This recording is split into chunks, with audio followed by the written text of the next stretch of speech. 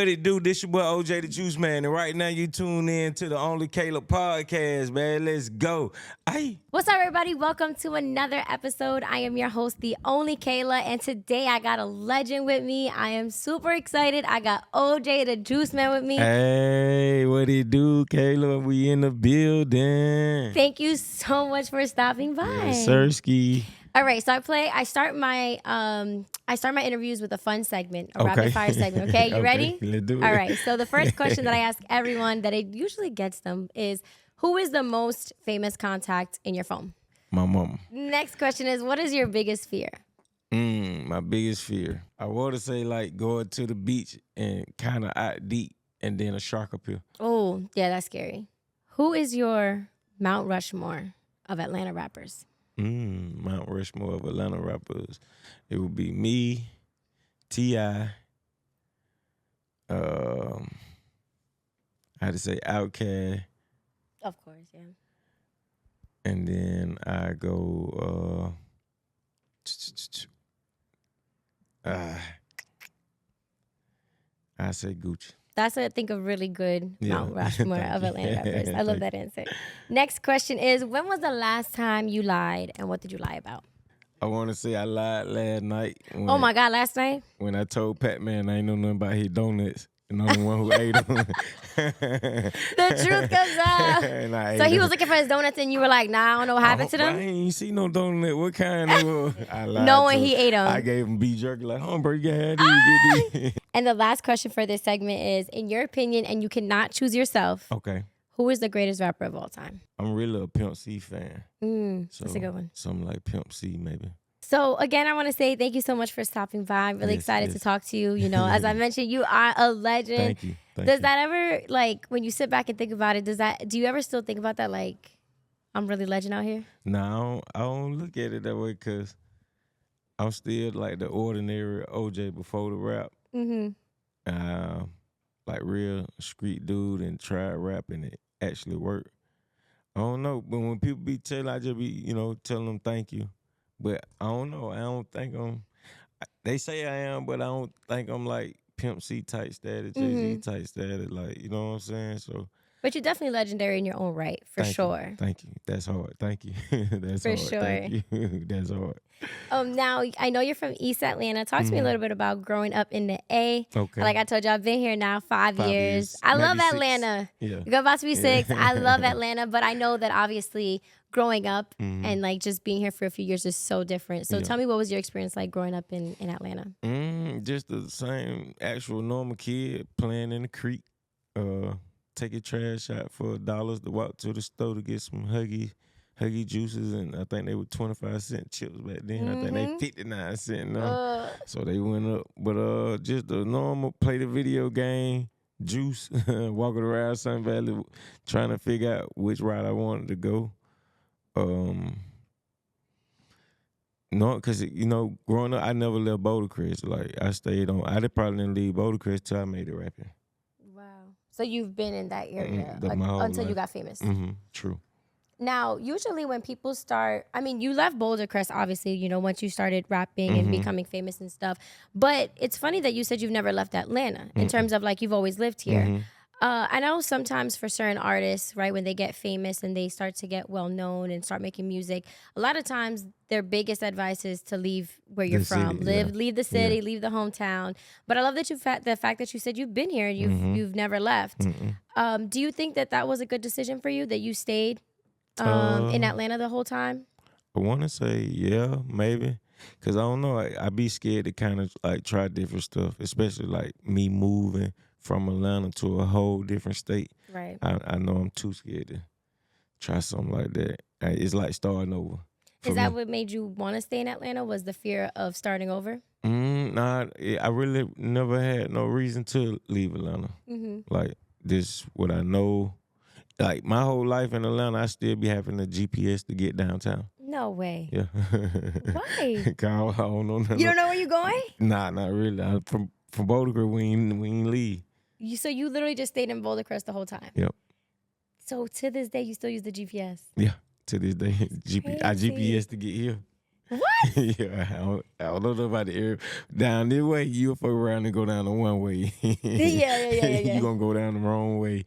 And you're then going to end up getting a ticket. in Or, Alpharetta. yeah, I'm telling you. So, nah, I Oh, don't. I'm wow. GPSing it. If I got to come anywhere outside of, like, the Cab County, I got a GPS. As you got big and as you got famous, was it hard for you at all, like still living in the same area, and now that you're famous and people know you, people coming up to you and things like that? Or did you feel like it was just It was regular? it was regular because I was already kind of like known for my neighborhood. Mm-hmm. So I kind of had like a hood status.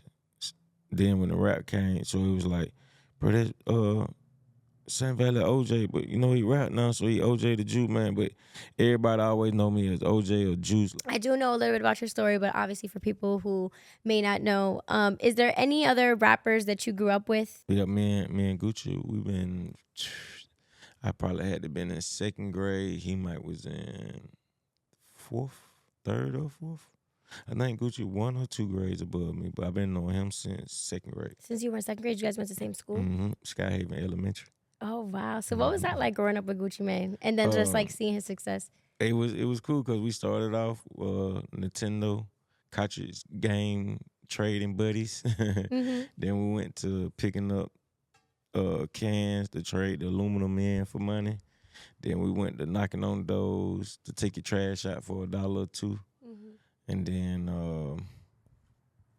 we got into street dude cars like the 1984 6 box Caprices, around to all the schools and stuff with the music blasting. We in the car bouncing. From that to me doing a chain gang boot camp sentence. Gucci made Trap House album, and then from there I tried it, and then it worked for me, and then so we come from Mount Park, Nintendo cartridges, aluminum can, taking out trash to now we rappers. That's crazy. So what was that like for you growing up with, someone that you're really close with, a friend of yours, and then to both see you guys take off? It was real fun, like, cause I was handed a CD when I got out, and it was Gucci, and I just remember seeing his face and see we come from cassette tapes back when we were little. We used to steal our older brother cassette tapes or older cousin cassette tape with the hardcore rap on it, and we used to always just go for the booklet. That was our main thing. Before we even listen to the cassette tape, we gonna read the booklet. We want to see who is executive produced by. We want to see who the beats made by. So we go from that to I'm actually receiving a CD with his face on it, and now I get to read his booklet. So yeah, it was real dope. Are you still cool with Gucci Mane? You Yes. guys still have a good relationship? I ain't probably talked to him in about 4 years, I think. 4, maybe 5, but yeah, we ain't never leave on bad terms. I feel like the sound of hip hop has changed drastically throughout the years. Do you see yourself making music that is true to OJ Da Juiceman, like what your fans and the music that you kind of started coming out with early on, or do you see yourself switching up your sound a little bit on different records? I be wanna stay the same, but then they be like, bro, you gotta change it up. But I can't. I can only rap about what I seen saw done. So I don't be wanna lie in my raps. Like I don't wanna lie to you and tell you I'm riding around in Lamborghinis and shit, and I know I ain't. I'm gonna rap what I know, Right. or did, seen done, but at the same time, I'm one of the rappers that gonna try to help you get some money.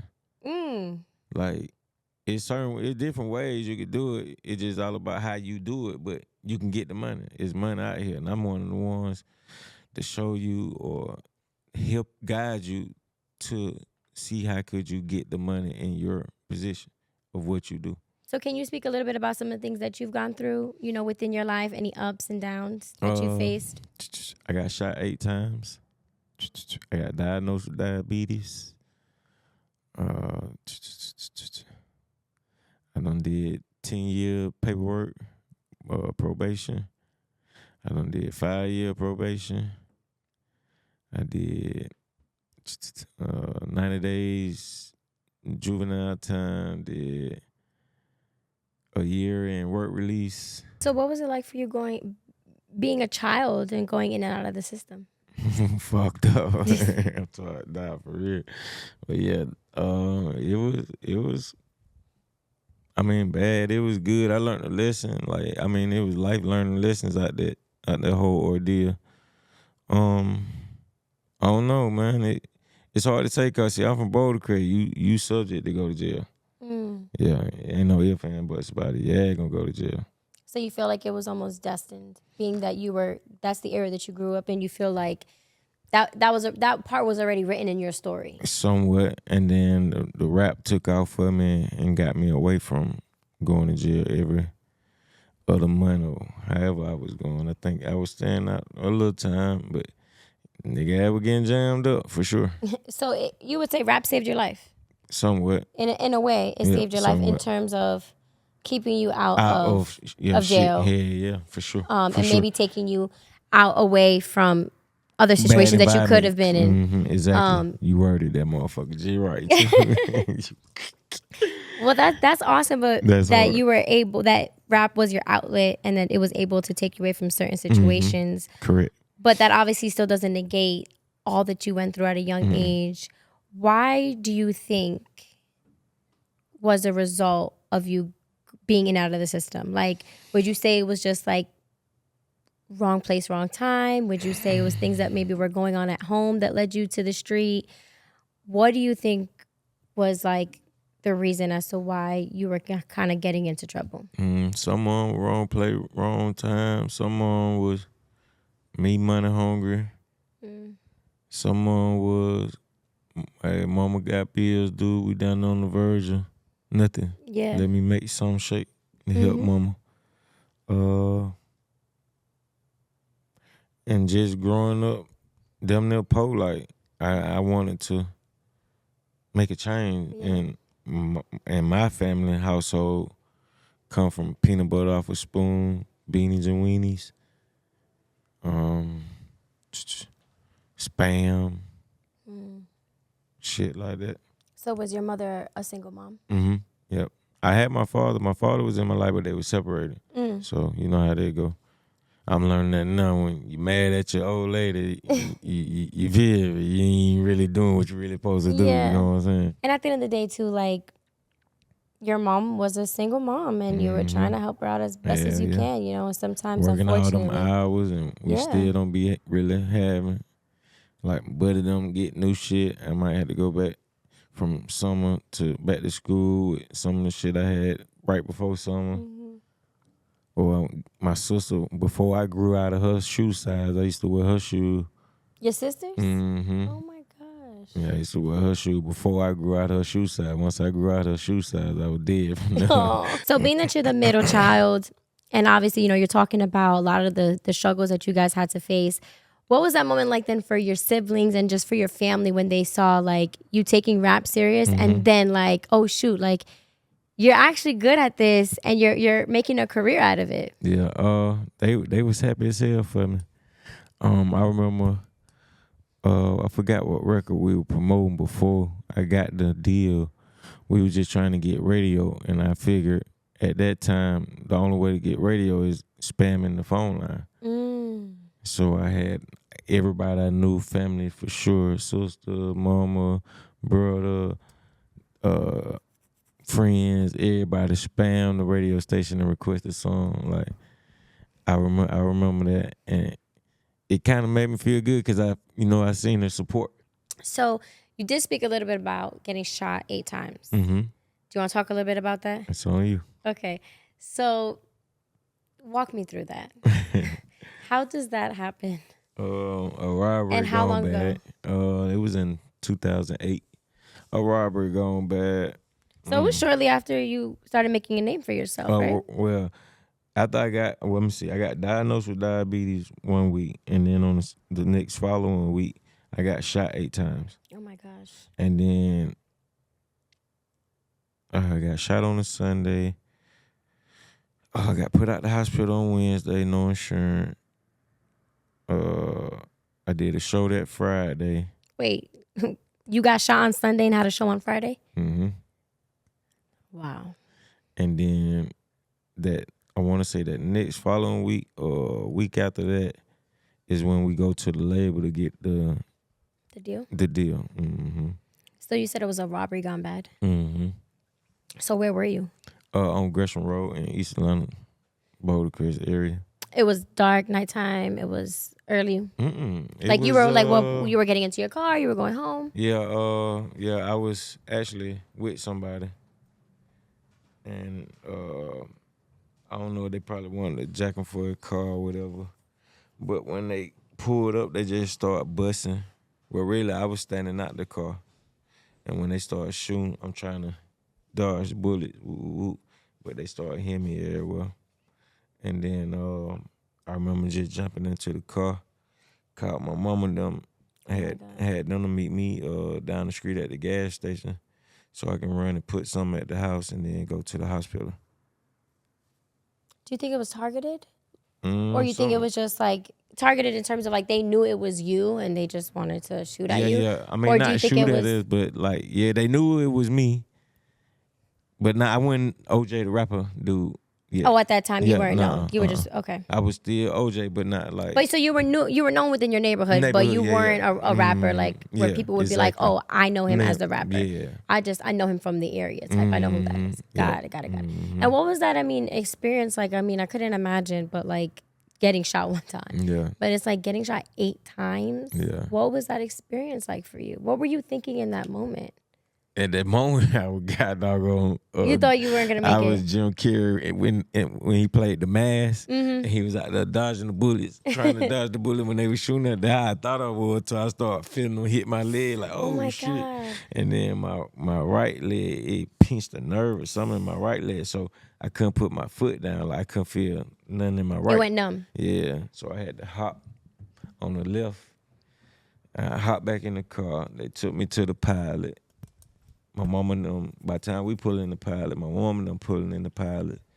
So I hopped to their car, 1 foot, jumped in, boom. We pulled out, told them take me to the house real quick. To the house, not the hospital? Yeah, I had to go to the house first, before the hospital. So you went to the house. Put some shit up, and then I went to the hospital. Oh my gosh.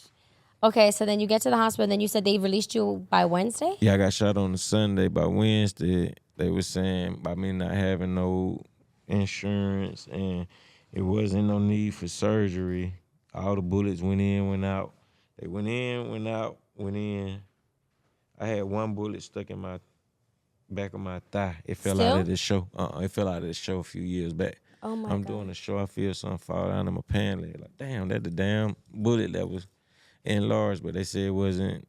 They couldn't do surgery to cut it out. It had to work itself out or something like that. Yeah.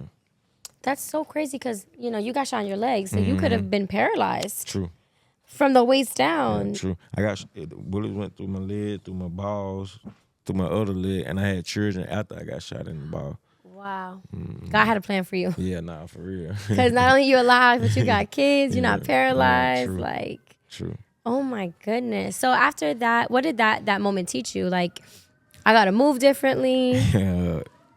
I gotta maybe not be outside as much. Keep that fire. Keep that. Keep that fire. That's another. Keep that fire. Yeah, or pay for security. Yeah. So after that, you were like, okay, I gotta be on my P's and Q's after this. Pay attention more. For sure.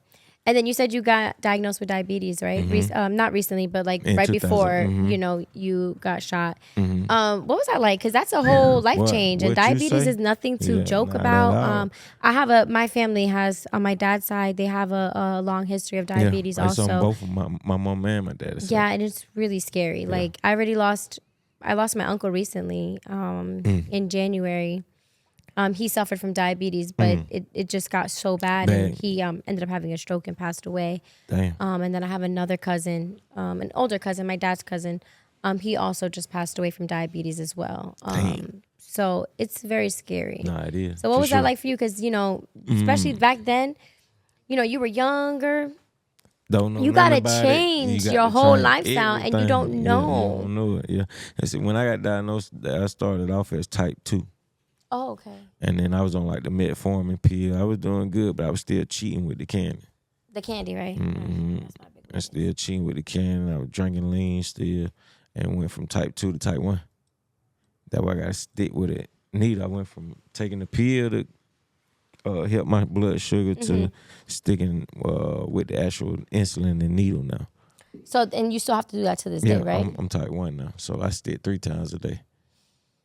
So that must be really hard for you to still to this day, right? Yeah, but I don't got so accustomed to it That I know my body. Even though a lot of the doctors and stuff be saying I don't know what I'm doing it wrong.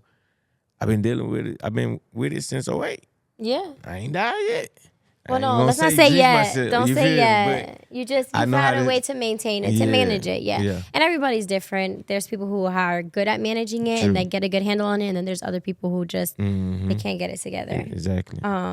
So, well, the good thing is that you got a handle on it. Yeah, true. You know your body now. But when I started out, when it first jumped out, I didn't know what it was. I just know I couldn't stop throwing up and stop peeing. Yeah, that's one of the symptoms. Using the bathroom a lot. Like peeing so many times, throwing up so much. I'm throwing up. I went from food to white, to yellow, to black throw up. Oh, that's tough.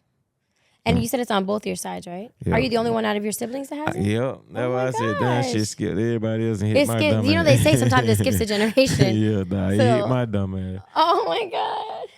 Now you did mention a little bit about you drinking lean. Mm-hmm. Did you ever become addicted? No, I was never addicted. Because that's a lot of... I know every day I gotta have this drink every day. Nah, I wouldn't like that. Like, because I get some lean, I might sit on lean 3-4 months. It's just sitting in the refrigerator. I be either forgetting to drink it or don't want to drink it. Back then? Yeah, true. Not anymore? I ain't really been able to find no good ones, so. No good ones? That's so bad for you. You got diabetes. I know. Oh my gosh. I just shoot more.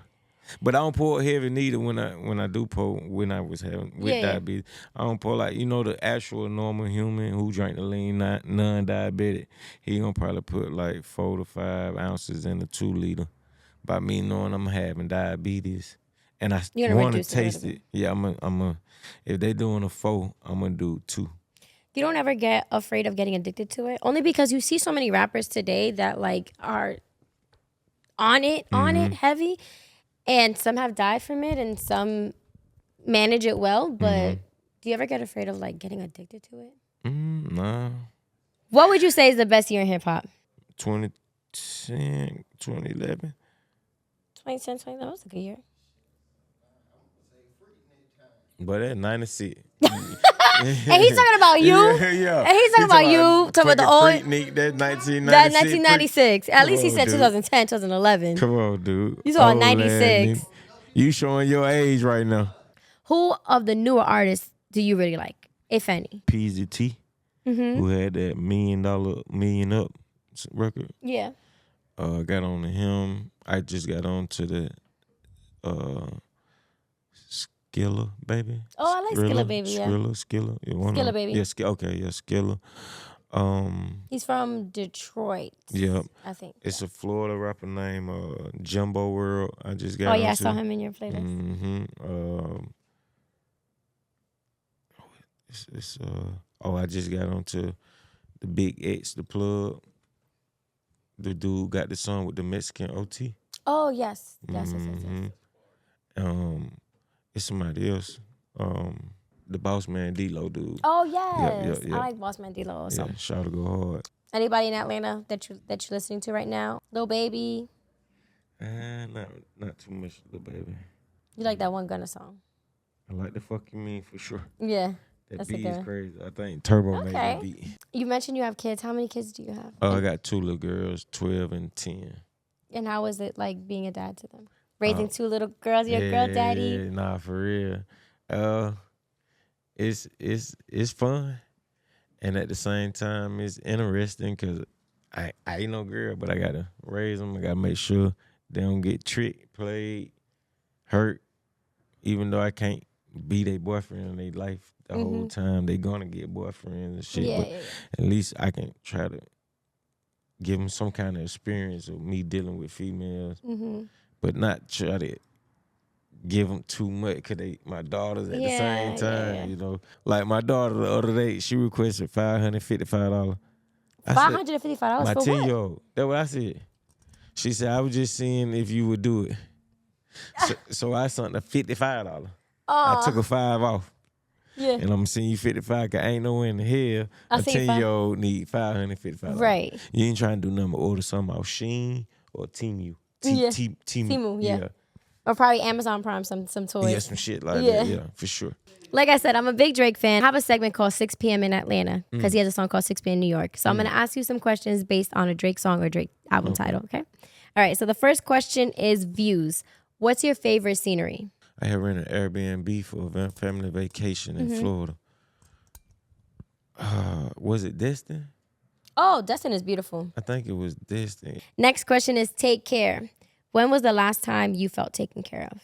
Oh, maybe that time my sugar was high, and I was discombobulated a little bit, and he had to take me to get my insulin from Walmart. Oh, that's nice in memory. Yeah. That's a good one. Yeah. Next question is time flies. What's a memory you would love to relive? Yeah, Rolling Loud. So you performed at Rolling Loud recently? Yeah, recently. Awesome. This year. Next question is more M's. What's an expensive purchase you regret? Some of that jewelry I used to buy back in the day, for sure. How much did you drop on that? $280. 280,000? Yeah. Yeah, I'd regret that too. Yeah, I regret that too. I was like, wait, 280 as in like, you mean like 2,800? Yeah, no, 280. No, 280,000. I wish I could have had an 80 back. Next question is hype. What's a song that gets you in the mood to come out on stage? One of Gucci's songs, I want to say Zone 6, or is it EA Zone 6, something like that. Awesome. Okay, and the last two questions is hours in silence. Where do you feel most at peace? At home in front of a video game. Video game? What's your favorite video game to play? Call of Duty. Call of Duty. So do you go live and all that stuff? Yeah. Do you go as yourself or you put like a pseudonym? I just changed my name back to OJ. At first I was OJ, then I changed it because I didn't want people knowing it was actually me. Mm-hmm. And then trying to get into the streaming world, I made it back OJ. OJ. Yeah. You should. Are you streaming? Yep. That's good. What do you stream on? Twitch. On Twitch. You got to give your Twitch handle so people can follow you there. My Twitch handle is OJ Da Juiceman 32 ENT. And then the last question is way too sexy. Who is your celebrity crush, if you have one? You talking about that time I get it sexy. Sexy Red is your celebrity crush? Yeah, that's his fucking celebrity crush. Okay, so who's your celebrity crush? Who, Monica? Boy, shut your ass up.